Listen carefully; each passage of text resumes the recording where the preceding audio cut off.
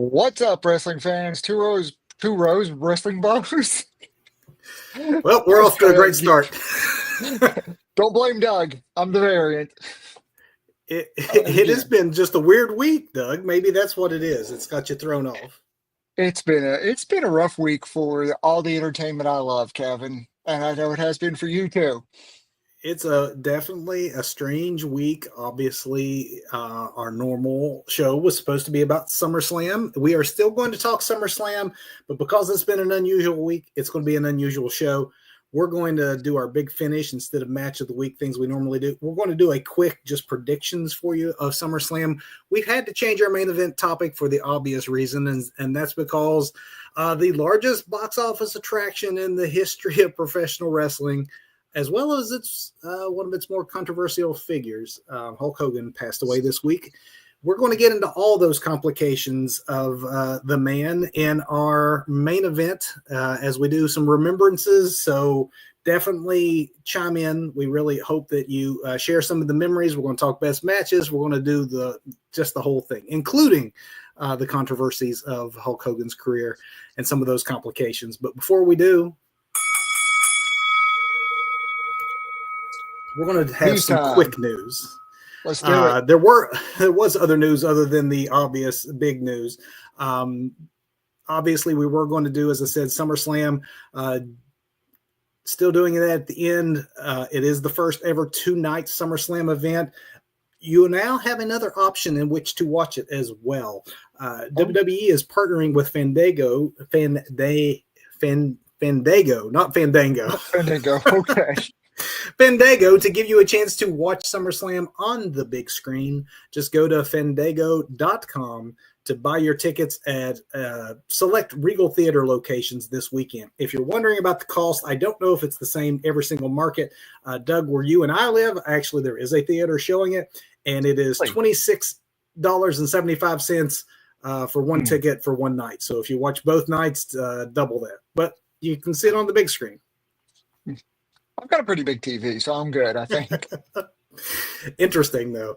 The road to recovery has begun for Kevin Owens. Despite having been off screen since right before WrestleMania, Owens just had surgery on his neck last week. The reason for that delay, though, is the extensive amount of damage and injury to his neck that required Owens to wait as long as possible to sort of naturally heal to make the operation itself easier, due to the extent of what all the doctors needed to do. So even though there's no timetable for Kevin's return, hearing all of that makes me think it is not going to be anytime soon.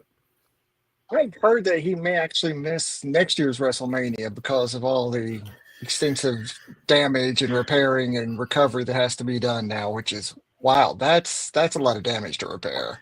That is a lot of damage to repair, but man, the way that man has wrestled his entire career, take as much time as you need, Kevin Owens, to get help. Absolutely. You definitely deserve it. Elena Black, the former Cora Jade in NXT, has canceled all of her upcoming India appearances and is stepping away from the squared circle. Jade, whose real name is Brianna Coda, said that wrestling isn't good for her mental health right now and that she needed to step away just to see if she could rediscover her love for the sport. So here's hoping that the break helps, obviously, mental health and burnout in wrestling, and especially when you've had the injury she's had and then getting let go from NXT. All that, I'm sure, has weighed on her. Obviously, she had all the potential in the world. I really liked her. I think she still could be something in this business. So hopefully she rediscovers her love for wrestling. But more than anything, just go get mentally well, and we wish her the best. What did you say her real name is? Her real name is Brianna Coda. Brianna Coda is a killer wrestling name. Why not that? She was wrestling on the indies as Elena Black, but yeah, I'd go by my real name, so it's something you actually own. Yeah, I mean that's a great wrestling name. Go with that one. If you do come back, go with your real name. Hopefully she comes back, but for now, she's feeling the need to step away, and at least it's good to know that you need to step away. Absolutely, recognizing that is a great thing. No shame in that. Take care of yourself. 3 quick programming notes. And the one being about the one is TNA related. Slammiversary just happened. It was the most successful Slammiversary in the history of TNA. and also the largest live audience that they have had in the United States in more than 12 years. So the partnership with NXT and WWE is certainly working out for them. Hopefully, another partnership that starts working out is the NWA's partnership with the Roku channel. We've told you about that when it was announced. Well, this is the week. So make sure you check out NWA Power on Roku channel on Tuesday night. And the second thing to set your calendars for is August 16th. That is the night of AAA presenting Triple Mania 33. According to Triple H, who dropped this little nugget on maybe Twitter, but anyway, on his socials, he let it be known that it is going to air on YouTube for free. So much like Worlds Collide, now we can all watch Triple Mania, which is actually a pretty exciting proposition for those of us English speakers who maybe haven't had the chance to tune in to a Triple Mania in the past. I have, but I'm sure a lot of you haven't. And I've usually watched not having any idea what was being said. I am presuming if Triple H is announcing a international broadcast, there's probably going to be an English option as well, which would be great. So I wonder if we get Corey Graves and Conan again on commentary. I would love that because I would give it, yeah. I thought they did a good job for a first-time team-up, and Conan was very complimentary of the work of his play-by-play man. So, yeah, I'd like to see both of them do that. But definitely I'll be tuning in. Hopefully you all will too. And then the last thing before we get to our main story tonight, and unfortunately it's just more bad news, just rest in peace to the Prince of Darkness himself, Ozzy Osbourne. Just like, I mean, in some ways, just like Hulk Hogan, it's one of those people who you may not be able to name a Black Sabbath song, but you knew who Ozzy Osbourne was. I bet you 90% of the people who know Hulk Hogan never saw him wrestle a match. They're just certain folks who were kind of famous for being famous. And Ozzy was one of those who, while he was heavily influential in heavy metal, he was a just pop culture celebrity that managed to stay relevant for how many decades did that man reinvent himself? He still could draw a house. I mean, and why am I talking about this on the Two Bros Wrestling Show? Well, that's because he's a WWE Hall of Famer. He has a long history with pro wrestling, dating all the way back to his appearance at WrestleMania 2. He was inducted into the WWE Hall of Fame Celebrity Wing in 2021. So our condolences from the Two Bros Wrestling Show to Sharon, as well as his 6 children. There's not going to be another like him. No, not at all. You know, it's weird because I received so many condolence texts this weekend from coworkers, which, you know, first for Ozzy, then later in the week for Hogan. And because apparently a lot of people know that I'm a music and a wrestling geek, and apparently they lean towards my heavy metal roots more than I ever thought I did. But I think that goes a long way to talk about just the name brand recognition, the household recognition that, you know, not only Ozzy but Hogan has in the business. Because I'd say without Hogan, there'd be no Two Bros Wrestling Show, just because of the contributions that Hogan made to wrestling in general.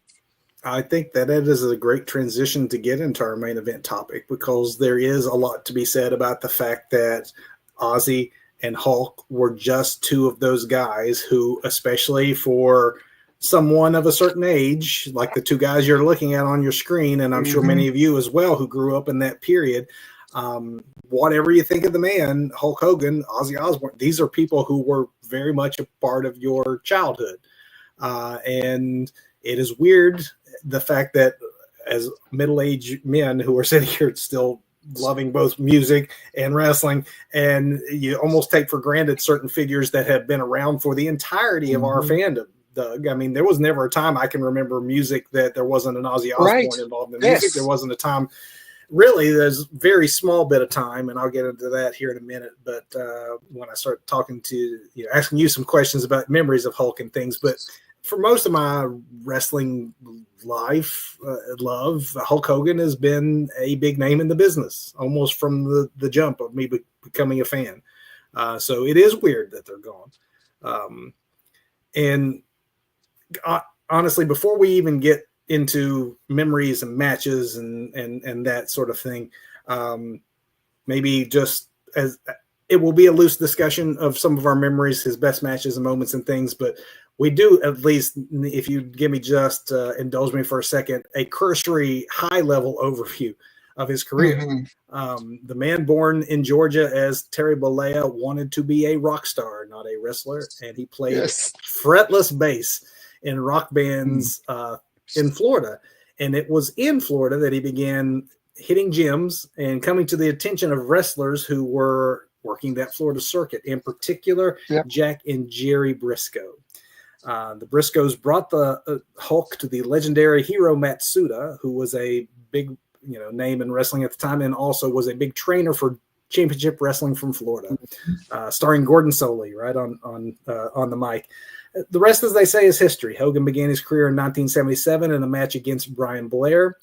And interestingly, if you noticed on the SmackDown tribute, both Gerald Briscoe, who sort of discovered him, and Brian Blair were on that stage because they both worked backstage with WWE during that tribute, which I thought was a nice thing.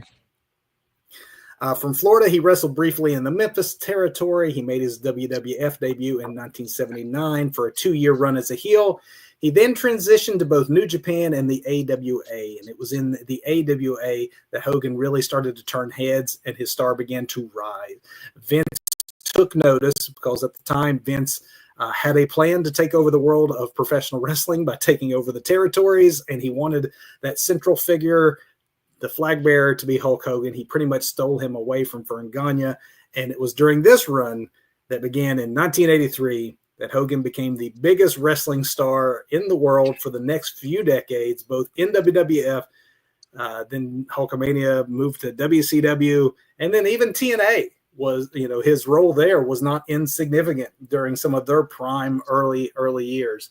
All told, Hogan is a 6-time WWE World Champion, a 6-time WCW World Champion, a 1-time New Japan World Champion, and there are more secondary titles and tag titles than we have time to mention.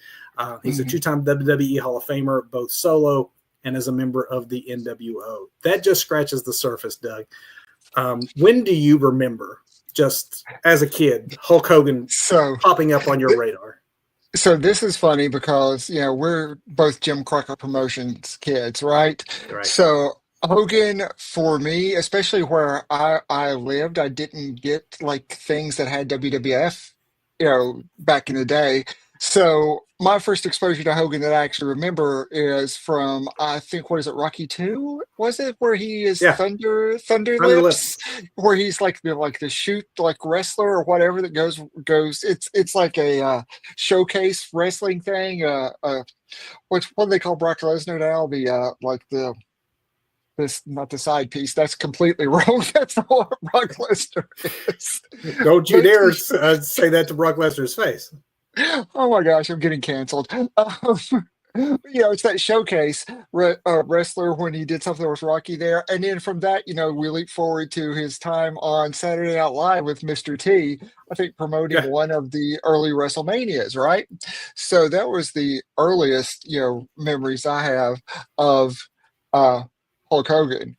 Not necessarily wrestling, but, more celebrity. Yeah.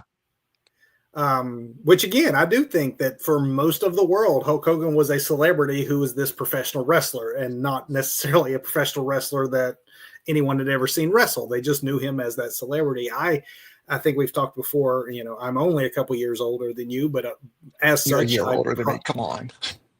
I probably started my wrestling viewing a little bit before you and had a little bit more access than you. So I got WWF before you did. I didn't have access to AWA. I didn't have access to Memphis, but I when I first started watching wrestling anyway. But it was during that first WWE run. I'm sorry. I missed his first WWE run because I wasn't a fan just yet. So that second one, I definitely remember that whole like Hulkamania thing, like this big muscle guy coming in and beating the Iron Sheik at Madison Square Garden in just a couple of minutes like it was a job. And I thought, wow, this is not the way matches usually go, except on television when, it's a jobber, not the Iron Sheik. I didn't get it at first. You said it. We were NWA kids. And so I will honestly admit that for me, there was almost that rivalry of, while I loved all wrestling and wanted to see it, I watched WWF, but I also thought they were the competition to my guys. So it was like, I watched them, I liked it, but I wanted to see Ric Flair and the NWA do well. And so I kind of didn't care for Hogan from the jump, just because he was with the competition and he wasn't as cool as Ric Flair was in my mind. I don't know if I really recognized it as a competition by the time I was seeing WWF programming, but it's interesting that ingrained, that tribalism is ingrained in us all the way back to our childhoods, which I don't think. I think it's just part of being a wrestling fan. You do have your favorites, and whether it be promotions or just wrestlers, that tribalism does exist. I think we do a pretty good job here trying to remain fair and balanced. So that's why I'm admitting that I was very biased back then, because we didn't have this. We didn't have the internet. We didn't have, dirt sheets, and the wrestling magazines were, at the time, they were in on the kayfabe. I mean, everybody just played it up, but there also was such a divide of the territories and such a threat that was posed by Vince McMahon that the wrestling magazines did talk about the consolidation of the wrestling industry and did often propose, like, who would win in a match? Which world champion's better? So there was this, we'll never see it, because back then companies never, crossed the line, forbidden doors, all that kind of good stuff we take for granted now. Back then it was a pretty hard and fast divide. And so you were either going to be a WWE or WWF at the time fan, a Hogan fan, or a Flair fan. And the NWA was more realistic than what the WWF was turning to. So I leaned that direction too. That's not to say, though, that I didn't get swept up a little bit in and Hulkamania, because I do have a kind of a funny story that I recall that, even though I was not a Hogan mark as a kid, I know we've been very open, you as well, that we were not Hogan fans really.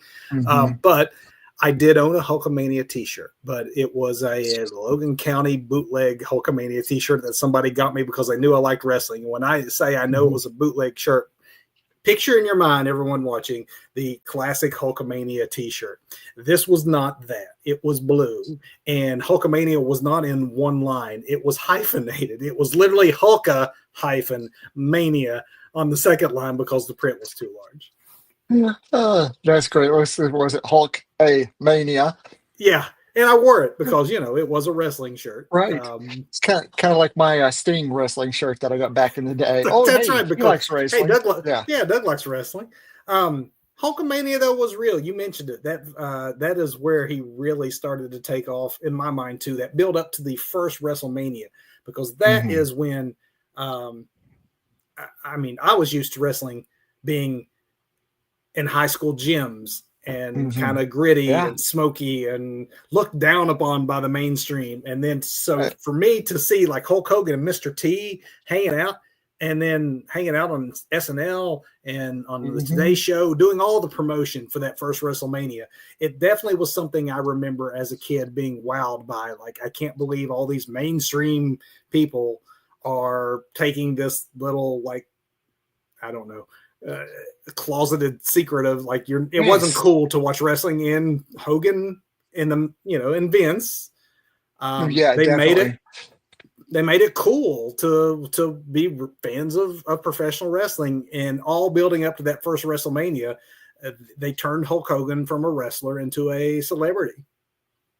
Yeah, at some point we're going to have a discussion about Vince McMahon too, where I say similar things about how, despite the controversy around Vince throughout his life, same thing with Hogan. I think Hogan's controversy came later in his professional career once there's more access to celebrities. But I guess the same with Vince. But we're going to have these conversations about how Vince and Hogan are really the two driving forces that made wrestling mainstream. Vince had very much a vision of taking over the sports entertainment world, and his soldier in that was Hulk Hogan. Now, I don't want to diminish either one, but you tell me, do you think that Vince could have done Vince had that plan, and at one point he thought it was Superstar Billy Graham, and if you see Hulk Hogan Oh, come You see on. early Billy Graham, you understand the Hmm. parallels there. Could Vince have done what he did with someone else? Or do you think that Hulk Hogan was that integral to the takeover of would it have been somewhat different or more difficult for Vince to take over wrestling with someone that wasn't Hulk Hogan? Was Hulk Hogan just the right person at the right place and time, or was he a bigger part of changing the face of pro wrestling into sports entertainment, really?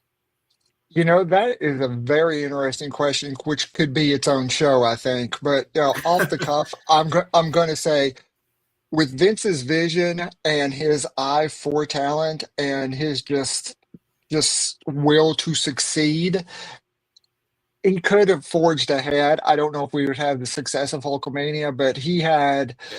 access to a lot of great talent around that time, right? Because you also have Randy Savage coming up through the ranks. You Yeah. have Ricky Steamboat. You know, He there had were everybody that others. he wanted because Yeah, he had the checkbook yeah, that the others didn't yeah. have. The checkbook, and we could go on and name so many people that are on so many Mount Rushmores of wrestling. The talent was there. I don't know if it could have been completely executed the way that Hulk Hogan did it. Maybe, maybe not. Again, now I think that's a great topic for an entire show right there, where we could do Yeah, a what if. it's certainly a what if because we'll never know, right? I do think that Vince was so driven he would have put someone else in that role. Would it have been as successful? To hear the WWF version of the story, which of course is a slanted Hmm. version of the story, everything was riding on that first WrestleMania. If it Oh had been a yeah, failure, they would have, they say they would have gone belly up. While he may have been able to put anyone in those shoes, had it not been Hulk Hogan in those shoes, who knows if that first WrestleMania would have been as successful and that there would have been a second and a third and a whatever number we're on, 40 whatever now. And I mean, right, yeah. it's hard to, I don't want to discount just because of Vince's vision, the role that Hulk played in it, that I don't think just anybody could have been as successful. It's fair. You mentioned Thunderlips, though. I want to, before we Hmm. get back into the wrestling side of things, I think when you talk influence, the fact that he was, in movies, most notably Rocky, but others, TV shows, cartoons, really becoming a celebrity, which had not been done in wrestling before. He really is the predecessor to what Rock, Cena, Batista, and Yeah. others are doing now. Do you think that other wrestlers would have found as much success? Do you think a Rock or those guys would have found their way into Hollywood had Hulk Hogan not kicked that door down first? I think that established a pathway to success outside of wrestling for those who wanted to take it. I just caught the Happy Gilmore 2 30 years in the making. This past weekend just for kicks and giggles because it had two wrestlers in it. I wanted to watch Yeah. it. We had Becky Lynch and MJF, and I'm like, well, I'm watching this because it has wrestlers in it, not because I'm necessarily a Happy Gilmore or Adam Sandler fan. But I think there's a pathway there that he established could be taken by wrestlers who want to move through. You want to be an action hero? Well, here's a path for you. You want to be in movies? Here's something. Here's a way to go. And MJF is an interesting one to mention because while he's also walking through that door, he's doing it from maybe a different room with a different door Hmm. because whether it's Rock, Cena, or Batista or Hogan, they all Hmm. pretty much walked out of WWF into Hollywood. So that Hmm. pattern was established that for the most part, you work your way up in wrestling, you make it to the big time, which is WWF, Right. and then when your days there are done, if you're at the top, maybe you can transition into Yeah. Hollywood. And now apparently that door might be open for AEW talent or Hmm. other, wrestlers and other promotions elsewhere. But again, Hogan, whatever you think of the man, and we'll get into that, the complications, the controversies, but he did do that. Really was the first to have success doing that. Now, was Hogan working with the WWF for Vince Senior when he did his the Rocky I and then think he Vince was Senior's like, actually, I think he or was was in the AWA. okay? Because I was thinking it was Vince Senior and Vince Senior was like, yeah, no, we don't do that here. You do one or the other, and So he I ended up think, in the AWA after that. I yeah, was I think thinking that's that's, the way yeah, it went. yep. I think that's the way Yeah. it went. That But the then old Vince, man, the old McMahon did not see the, hmm and Vince saw that. I mean, yeah, look Vince at that first recognized it. WrestleMania. I mean, how many Right. celebrities were at that first WrestleMania? He saw that synergy as being a good thing, not a competition against his Hmm. wrestlers. And you see that continue to this day in WWF or WWE, AEW. Um, Uh-huh. Doug, before we get to the WCW side of things, I want to talk about that first Hulkamania run, some of his biggest moments or favorite matches. Hogan was not a great worker. Maybe not as bad as sometimes people remember him as. There were times where he's had some memorable matches, but it's not about work rate all the time. For me, in WWF anyway, obviously that first memory I have of him beating the Sheik, but the most memorable match, and I'm sure this will be something that you would concur with, that WrestleMania 3 match against Andre, Yeah. the immovable force meets the irresistible object, right? Yes. Arguably the biggest match in the history of pro wrestling, or at least the biggest attraction match in the history of pro wrestling. Attraction. That's the word I was thinking of earlier. Attraction. Their attraction. Yeah. Well, I'm not side piece, attraction. We all know there was a better match, work rate wise at WrestleMania 3, one of the greatest matches of all time. But what did you think of the main event? So, that main event was something I think I saw later in life because, again, access to WWE, WWF things were limited for me, for a young Doug. But, it is one of those like mind-blowing things to see this one massive dude be the underdog because there's an even larger massive dude there. And it just, in hindsight, going back and watching interviews, and Hulk Hogan, if nothing, was his own biggest mouthpiece, his own biggest salesman, and the stories he's told throughout the years about not even knowing where Andre is going to like do the deed and pass the torch and everything. That's really good stuff. It is. It's compelling. So it's just mind blowing. I mean, it's not the best looking slam ever, but I mean, again, it's a huge dude slamming another huge dude, which brings. I do want to say this about Hogan. What is Hogan, like 6'7", 6'8", something? I mean, 24-inch pythons, 300 pounds plus. Yet, so many times he's fighting from underneath as the babyface throughout his career. He was because they always were trying to find the bigger, like the big heel for the champion to overtake. King Kong Bundy, Hulk Hogan, I'm Andre, Big John Studd. Like you always had to have some big monster. Kamala, right? Always fighting from underneath and being the underdog, which honestly is hilarious. For someone that's 6'8". Yes. That WrestleMania 3 match is not going to be remembered as like a Dean Malenko masterclass or anything, but you don't watch that match so that you're not entertained. It was the spectacle it was intended to be. Maybe Savage and Steamboat stole the show, but Hulk and Andre brought the house, as they say. And you can't deny that moment was arguably, you have to say, in the top 3 or 4 biggest wrestling matches in the history of the sport. And it did exactly what it was supposed to do. If you go back and watch it and see those reactions that the crowd gave and everything, that is legit heat. That is a legit babyface pop. That is tens of thousands of people losing their minds in a way that we take for granted when we see the big stadium shows like All In or WrestleMania or something. That was very different. That just did not happen to that degree up until WrestleMania 3. And again, maybe Vince could have done it with an Ultimate Warrior a few years later or something, but the fact is he didn't. It was Hulk Hogan who was in that spot. And so you have to give credit for Hulk Hogan playing his role in that spot. He definitely played the role. I got some notes here about how his matches kind of became this formula, but the formula worked over and over and over. Because he endures the villain's beating. Just when you thought he'd lose, he suddenly hulks up, and does the and okay, that's super cheesy, especially by today's wrestling standards. And yet, never the biggest Hogan fan. I was more of a Savage, and Roddy Piper and Ric Flair, fan. So But Savage there, right there, that is a memory, right? Like Hulk mhm, Savage, the Mega ooh, Powers, yeah, Mega the Mega Powers. Powers exploding over Hmm. jealousy with Elizabeth. That, Yes.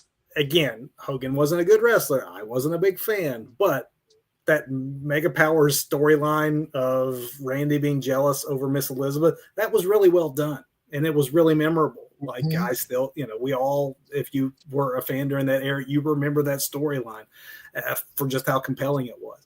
I also would say and point out, at least for the WWF portion, his story with the Ultimate Warrior, where Warrior Mhm. actually ended up with more of a crowd reaction in that face versus face matchup at WrestleMania. It was kind of a passing of the Mhm. torch moment. Yeah. And then before we get to WCW, I'm jumping time here, but one more WWE, not WWF, but I guess WWE Uh-huh. probably at this time, like moment match. You have to bring out probably what was his last really memorable match was that magical generation versus generational match at Mania when he returned to Mhm. WWE and took on The Rock, where they did that double Yeah. turn on the fly. You don't necessarily have to know how to do, a moonsault in order to like feel the drama with those two guys playing that crowd the way that they did, like the veterans that they both were. Well, and that's just it. It goes to like the charisma and talent. And when we talked about doing this show, I had some serious mixed feelings about Yeah. doing this show. It's something, but it's something we absolutely have to cover because of the significance, of the wrestling history and what Hogan means to wrestling, and really acknowledge the man for his talents. Acknowledge Hulk Hogan and maybe not necessarily Terry Bollea, but acknowledge Hulk Hogan for being able to do the things he did. Same thing with Rock in this match, because you talk about they legit did a double turn Yeah. on the fly, On the called an fly. audible, and pulled it off. And you watch And that match still, and it's great. And it's not a mhm, classic in the technical wrestling sense, but wrestling never has been. And we get really hung up on 5-star matches and things. We love them here on the Two Bros Show. We do a segment where we're going to mhm, call it the best match of the week, and it's usually the best technical match that we like.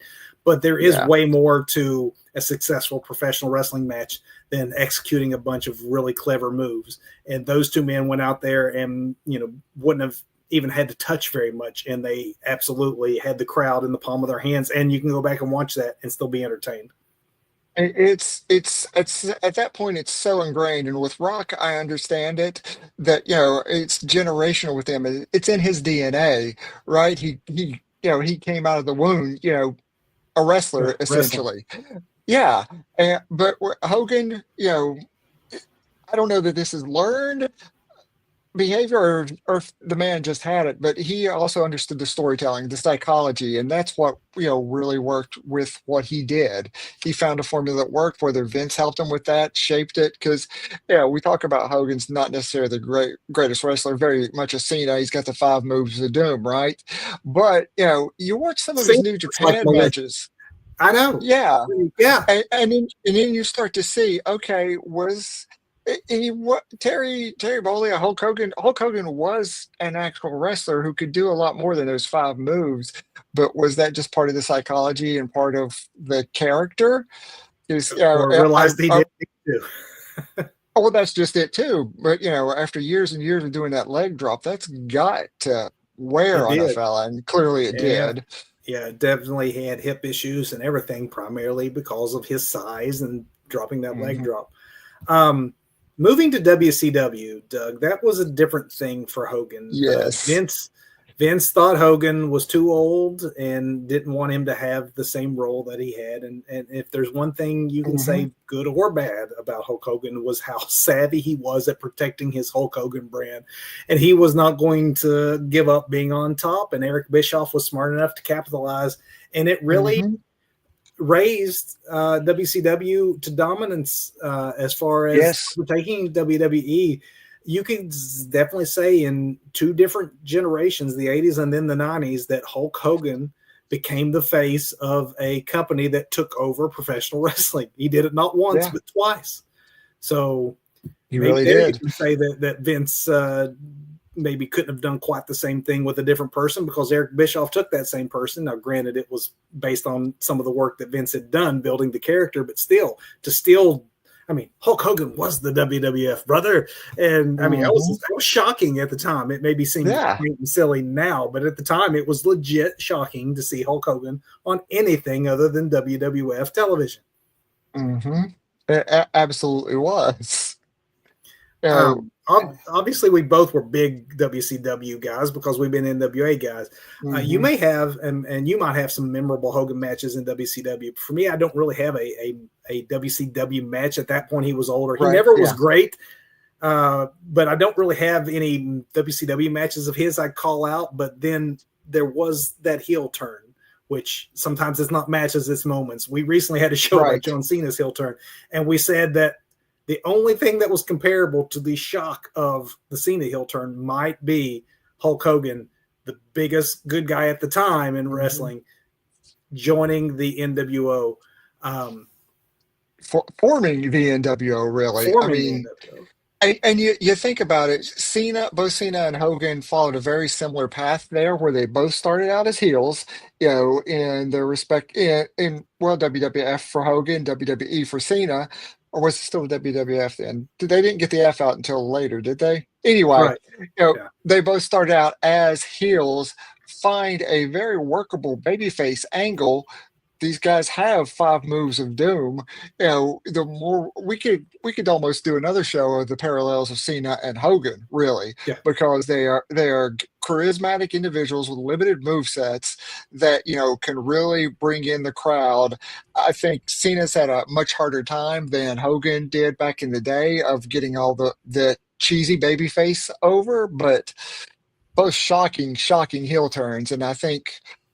Gosh, I don't even know which one is more shocking at this point, because both of them had 20 plus years runs as baby faces before they did those heel turns. I think at the time we said that because of how long Cena was a face and Hogan had been a heel longer previous, I do think that Cena's was more shocking. I think the jury's going to have to be out on which one is more successful, because we're still in the middle of the Cena one, and he's only doing it for a year. I think that maybe Cena will have the most shocking heel turn of all time. I think the most successful heel turn of all time is probably going to be unchallenged, in that what Hogan did with the NWO for that long period of time was definitely, I mean, look at all the merchandise and things that they moved. I can't imagine that the Cena heel turn in retrospect is going to be as profitable or as big a deal as Hogan's ended up being. What did you think of it at the time? Because you were an NWA guy, WCW guy. You didn't like Hogan. You didn't like WWF as much. But he comes over to your company and then turns heel. I have to admit that it was probably the first time I thought that Hogan was kind of cool, just because the NWO was cool.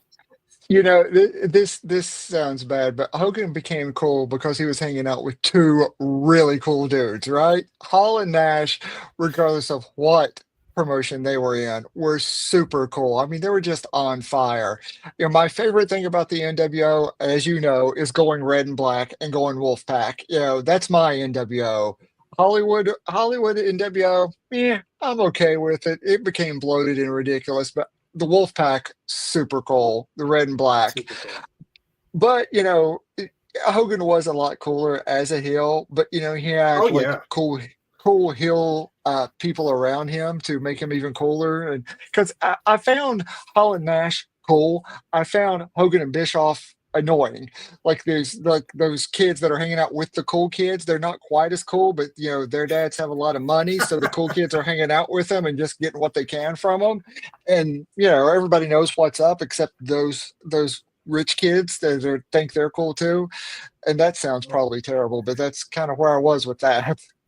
Everybody knowing what's up. So by that point in time in the 90s, obviously we're not the kids we were in the 80s. We're smartened up fans who knew what was going on and how the business worked.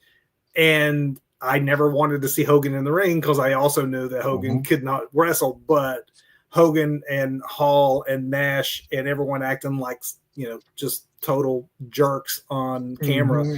a-holes on the microphone. That was entertaining. And I Yes. enjoyed it. And to his credit, Hulk Hogan tapped into a different side. Apparently he took a little bit of convincing that he was so tied to the say your prayers, eat your vitamins character that he did not really know that it would work. But once he bought in and was Hmm. all in with it, you have to give him credit. He brought out a different style of Hulk Hogan on the mic that we did not Yeah. know existed. And he was really good at being obnoxious and annoying. Yes, he was. Definitely. I don't want to just give a cursory mention to TNA, but just because so much of the legacy that is Hulk Hogan was obviously Hulkamania and WWF, and then the NWO WCW. It is to be said that Hogan had a very large role in the formative years of TNA. He wasn't there right at the beginning, but he was there when Bischoff got involved, and for briefly they tried to take on WWE. It didn't really work out, but he had some memorable moments there. I did think the Aces and Eights storyline was actually pretty Oh decent. yeah. And he Forgot was, I about mean, it was Aces and cool. Eights. It was pretty cool. Hmm. So, he really had big roles in even, outside of the two big companies. When you look at his work with TNA, I didn't want that to slip, under the radar. Yeah. Any matches or moments that we haven't talked about before we get to some of the controversies? Anything memorable that you have of Hogan that you think we should pull forward? No, I don't really have any. I know it sounds bad, but he's not, other than what he brought to the business. Not the worker that I'd put on a Mount Rushmore. I think there maybe even needs to be a separate Mount Rushmore for what folks have brought to the business versus the workers in the business. I don't. It's two things that are almost separate in my mind, but. Although I got to say, some of those New Japan matches, I really didn't think much of his work rate. And I was watching Stevie Richards earlier today talking about Hogan's time in Japan. And anybody that says Hogan really can't wrestle, you need to find some of Hogan's Japanese matches. So I set out on YouTube to find some Japanese matches, and there's one from 91 actually that I was like, okay, this is a Hogan I've not seen doing things like this. With Hogan doing high knees and like working the mat and just I mean those five moves of doom. So here's that big boot and that leg drop are of course in there, but there was a lot of other stuff in there. The man had more in his repertoire than the moves that we are most familiar with. But like you said, maybe he didn't have to do that, and he recognized that early on and said, "Okay, I can do this," and get by for a lot longer. For me, it's that Andre WrestleMania 3 match. It's that Rock match when he returned.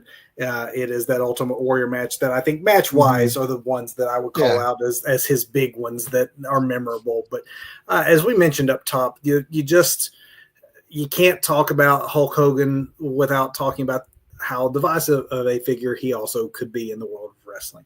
And so, originally when we had to do the pivot and I had to change the title of the show from SummerSlam Review, and I was, messing with all that. I had it up for a day, I think, as Hulk Hogan Tribute. And I thought I better go to a more neutral term, Remembrance, because he was a complicated individual and you just can't take on the iconic status without also addressing the controversies, because that is part of the legacy as well.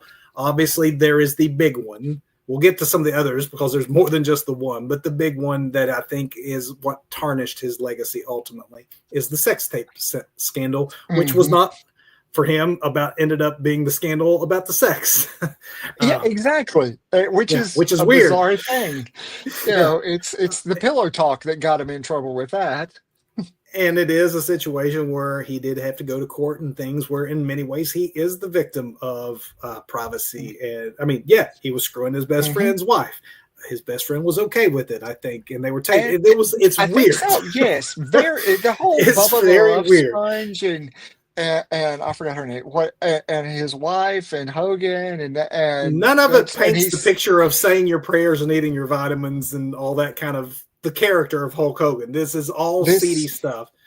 And then, yes, his privacy was invaded. But unfortunately for Hulk, the privacy invasion was accompanied by his pillow talk, which was very, very racist. Incredibly racist. could not get more racist than the things the man said. And we should be fair in noting that Hogan did apologize. Of course, when you're caught, you apologize. And there are wrestlers who did forgive him. People who knew him his whole life that said, no, he's not a racist. Virgil, Kamala, African-American wrestlers said that. There are others when he came and apologized to the locker room, your Mark Henrys and folks who did not necessarily think he was being sincere. We don't know what was in the man's heart, whether he was sincere or not. What we know is the fact is he did say what he said, and then he also apologized for it. So what he said was definitely real and definitely vile. His apologies, we cannot necessarily judge the sincerity of them, but they happen, and it is definitely part of his complicated legacy that is mentioned in a lot of, after the initial outpouring of love and things like that. I give WWE credit on Cody Rhodes and folks for going out there and not painting him as just total hero. They did at least acknowledge that he was complicated. It is indeed a complicated legacy because, like we've been talking the entire show, so much of wrestling today is because of Hogan, because of this vision Vince had, this, way to execute it through Hogan that, that is undeniable. But what's the Cody Rhodes? It kind of flips it. It becomes the undeniable to undesirable. Yeah. Yeah, it kind of flips it then because Hogan is undeniable in his talent, but very undesirable in just his personal opinions that, made it to the public. And like you said, if those were truly his opinions. I mean, yeah. Maybe he was just saying really dumb racist stuff, which is not an excuse, but who knows what was in the man's heart other than the man. But this is part of what makes him complicated is in this day and age.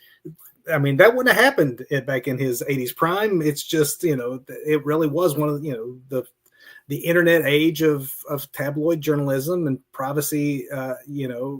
There's good documentaries actually on the Gawker lawsuit and things that I would go recommend folks watch. It is a very complicated scenario. We had to focus on that one. That is the big one, Doug, but it's far from the only controversy that surrounded Hogan. Yeah.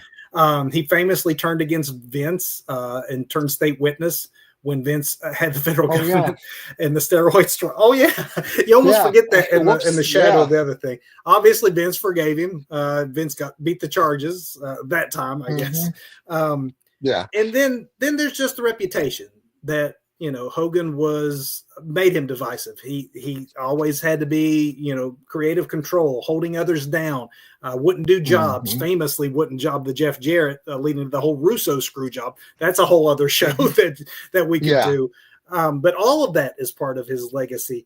Doug, I don't know what you think about that part. There's part of me that's like, if I'm being charitable to Hogan, it's like, well, what, this wrestling business, especially for the era he grew up in, not necessarily the era it became, but the era he grew up in, it was definitely cutthroat, dog eat dog, everyone look out for themselves. So no one had ever got to that level before. So you can sort of understand like someone trying to protect their spot, but protecting it to the degree that he reportedly did is probably beyond the pale for most of the younger wrestlers of the 90s and early 2000s that Hogan took their time.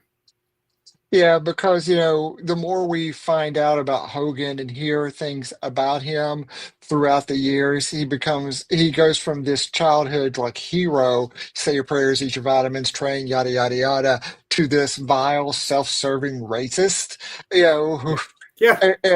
And those things are hard to reconcile. I mean, two things can be true at once. Hulk Hogan is a excellent wrestling character, a excellent professional wrestler as far as understanding psychology. Again, no Dean Malenko there, but understanding psychology and how to work the crowd, the storytelling aspects.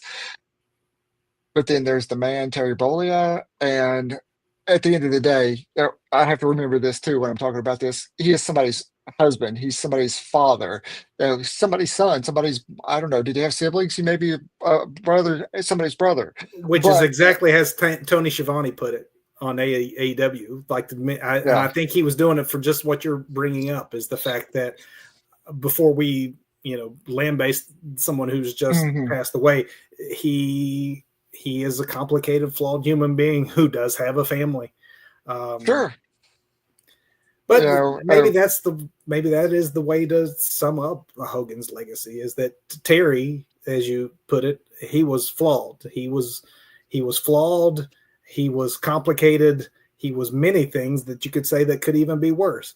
Hulk Hogan, the hero, and Hulk Hogan, the NWO Hollywood Hogan villain, was a charismatic performer who knew this business and owned it like no one else. I mean, seriously, maybe Stone Cold could be the closest one probably to the box office, and he didn't have it for as long and to the level as what Hogan had it. So he has to be on Mount Rushmore, whether you want him there or not.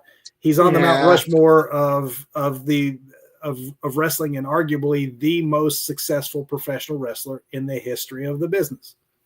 Bottom line. Yeah. I would like to believe out of TV dads, Ozzy was that TV dad we saw, on the Osbournes, but I don't think Hulk Terry was that TV dad we saw on Hogan Knows Best. Hogan Knows Best. Which is another odd parallel between the two of them, how they, both had reality TV shows where they were the goofy dads, but they reinvented themselves. I mean, Hogan still had that freestyle wrestling venture. He was trying to buy Hooters. I mean, right up to the end, he stayed relevant. And, you can criticize him. He deserves a lot of that criticism, but there is something for the hustle of the fact that the man was still trying to protect the Hulk Hogan brand right up to the end. And, to the fans, to the friends, the many family members that, we all have to wrestle, as it were, with Hulk Hogan's legacy and his impact. His impact can't be denied.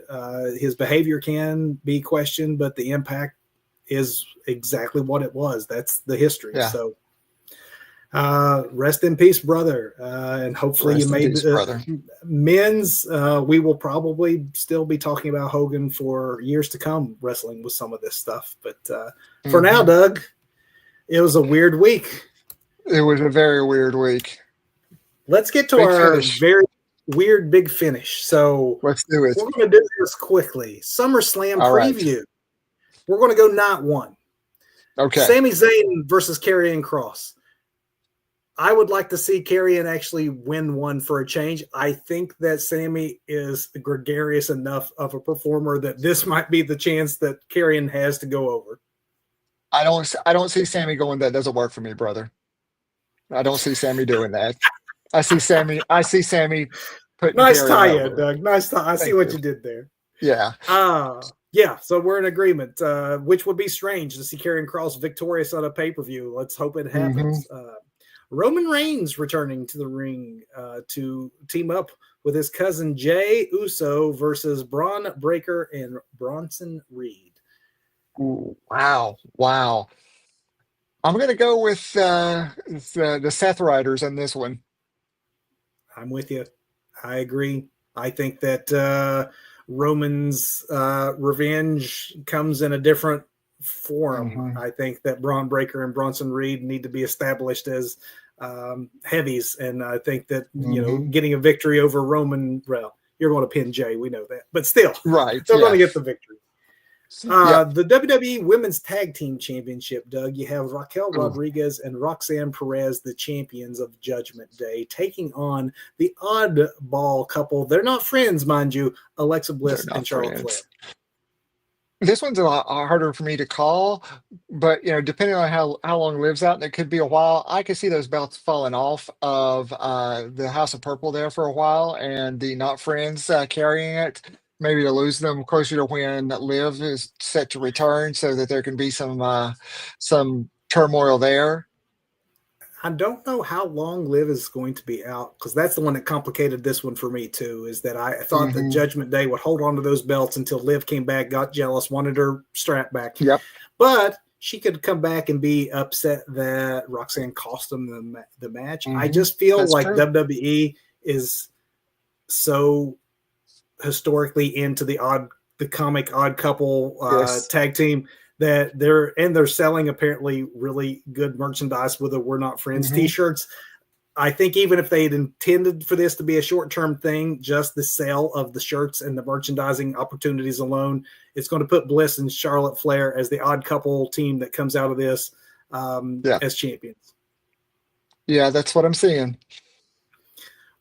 Drew McIntyre and Logan Paul versus Randy Orton and Jelly Roll, Doug. I'm going arcade Jelly Roll on this one, Kevin. Yeah. We're going to be in lockstep, I think, on a lot of these. Obviously, we are up to this point. Jelly Roll doesn't make his wrestling debut and lose. That's not going to happen. No. And I got to say, his strikes look pretty good on Logan Paul, and he was doing a really good job protecting him and everything. So, Triple H said that he once trained as a wrestler, like before the whole music thing, that he actually wanted to be a wrestler. I don't know how much training or how far. Some of the stuff looked, some of the offense looked pretty weak, but that's why you put him in a tag match. Randy Orton, Drew McIntyre, and Logan Paul are going to be able to carry this one, and Jelly Roll will get his shots in, and Drew or Logan will just let him be stiffed and take them. Yeah. Jelly gets the pin too, right? The RKO maybe, and then Jelly does something and does the pin. Yes. Oh, I wonder what his finisher is. Oh, maybe the worm. Maybe so. Wait, did he choke slam somebody at last year's? Yes, he did. You were there. You were there. He did. Yeah, just at an elbow drop. I got to see him dip his toe in. Like those going to SummerSlam this year, you get to see the full Jelly. The season of Jelly Roll has been spending a lot of time at the Performance Center. Jelly Roll. He's just taking this serious, but that's another reason why he's going to win. He is so involved with WWE, they will want to use him again, and because of that, he's winning this first one. Yeah. Women's World Championship, Tiffany Stratton defending her title against Jade Cargill.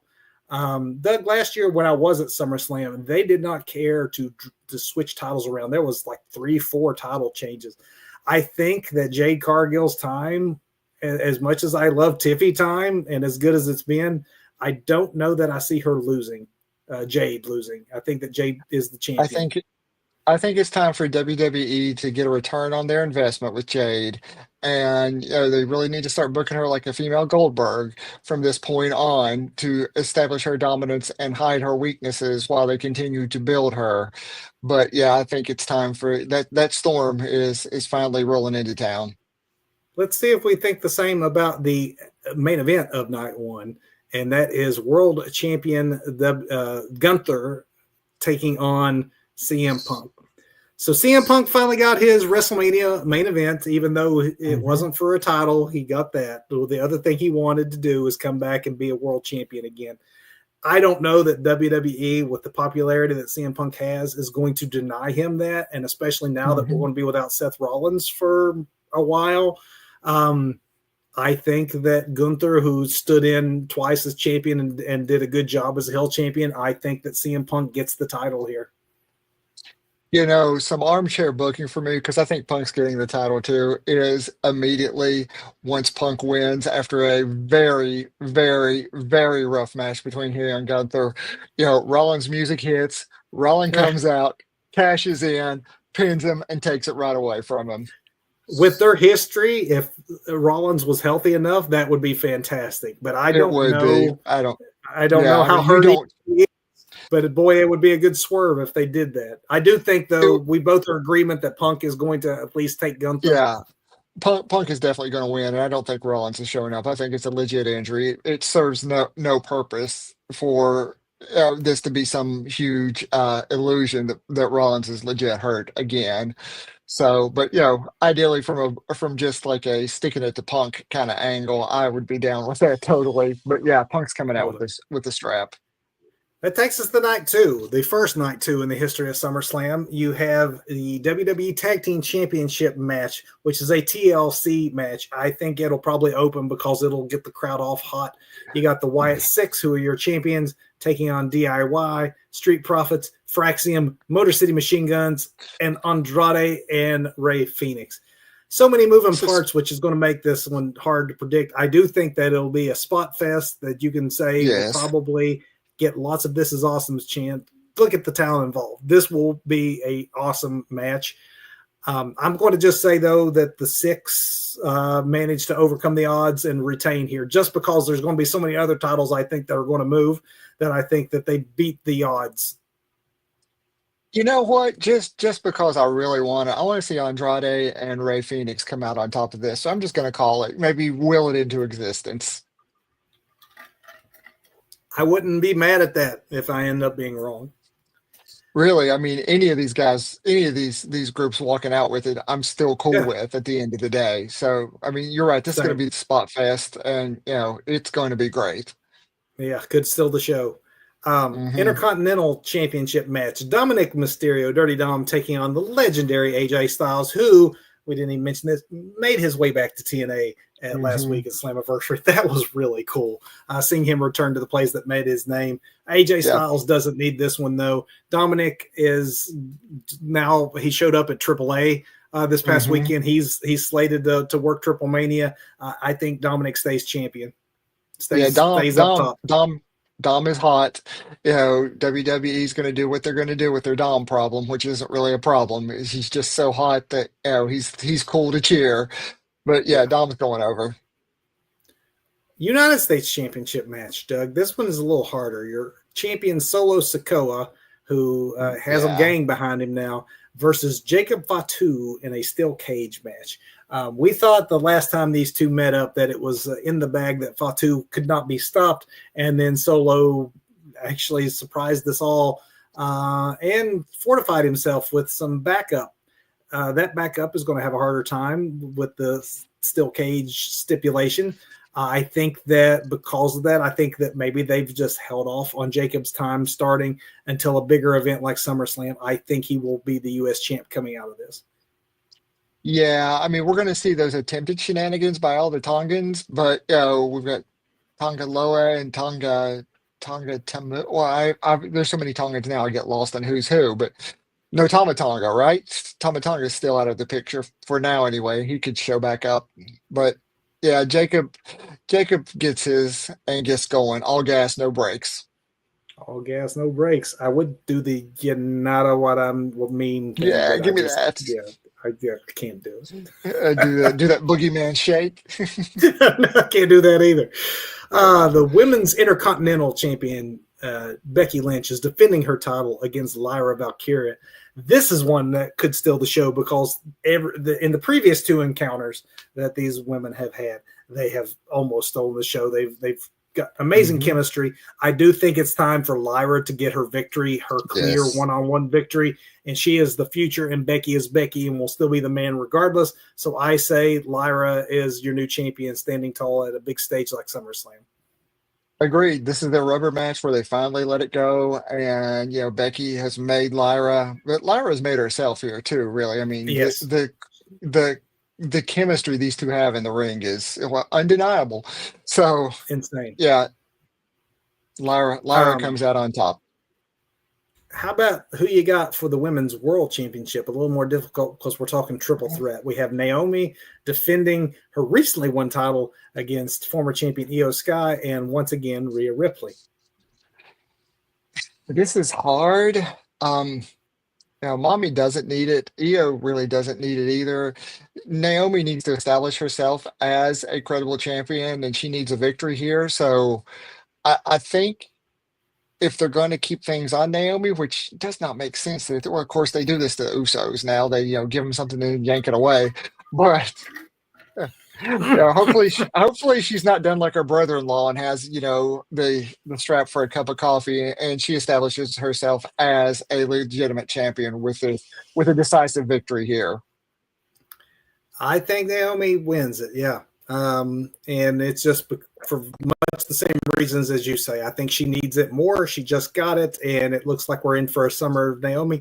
And Io Sky and Rhea Ripley have this blood feud where, Rhea cannot get over Io. She can just not.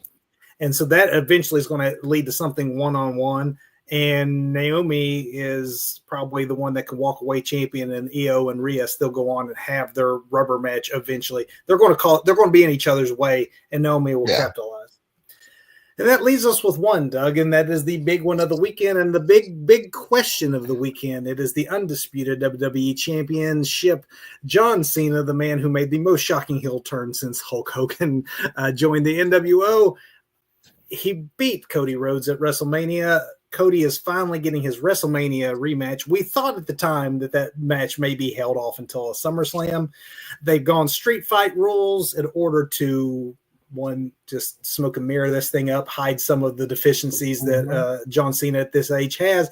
But as we've learned from the formula they've been using outside of that WrestleMania match, once they realized what the formula needed to be, what he did with CM Punk, what he did with Randy Orton actually was pretty entertaining. I think that there's all confidence I have that this will be a better match than their WrestleMania encounter, because I think they've learned what they need to do in order to work a 2025 John Cena match. The question is this Cody Rhodes getting his comeuppance, or is it heel John Cena remaining champion for the back half of his final run in WWE? I'm not sure how to call this. My gut has nothing to do with this. What I want to see, Kevin, is a double turn here. And that's what I'm going to predict, because again, I want to will it into existence. I want to see a double turn where Cena starts his road to redemption, and a little too excited about it. Got it. Cena starts his road to redemption and Cody becomes evil. I want to see evil Cody. That's what I want to see here. I'm trying to will it into existence with this prediction. Who's not a spoiler, but a Who's prediction. walking away as the champion? Oh, Cody. Cody is. Yeah, Cody is in this double heel turn because, street fight rules, no DQ. Maybe The Rock gets involved. Souls are sold. I wonder about that. Actually, because we've been in such lockstep, we've only had a couple of disagreements. I'm going to go the other way. So we have another disagreement on the biggest match of the weekend, because even though I would have called it after WrestleMania as, okay, by summertime, Cody will be ready to step back into that role. John will be ready to not be a heel anymore. I think they still have a little more heel John Cena to go. I think the shocking thing here would be for Cody to not come out on top. And I think for that reason, they're going to do like they did the previous couple of WrestleManias for Cody Rhodes before he finally finished his story. And that is disappoint the crowd and shock the crowd by having the heel go over. And I think John Cena is going to retain. I like that too. Either way, I just really want to see Cody heel. Either way, next weekend will be the first 2-night SummerSlam. We, as such, will not have a Sunday night show as normal, so we do not go up against SummerSlam. Join us on Monday, a special night, and we'll break down SummerSlam, our predictions, and everything else. Until that time, it's just good advice. Take your vitamins, say your prayers, do those things. It's good for you. And of course, go watch some wrestling. Good night, everybody. See you, brother.